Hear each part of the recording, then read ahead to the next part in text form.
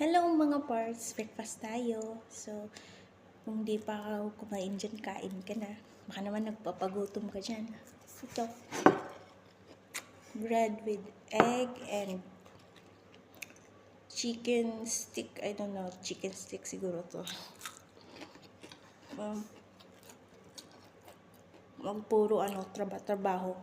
Alagaan mo rin sarili mo kasi yun lang yung kapital mo sa pag-a-abroad. Sa pagtatrabaho mo, katawan yung kapital mo. So, dapat i-balance natin yung gawain natin.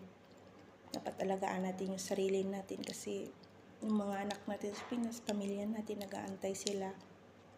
So, diba? Hindi mo rin talaga maiwasan na sometimes magkakasakit ka. Pero, sikapin natin na alagaan yung sarili natin kasi marami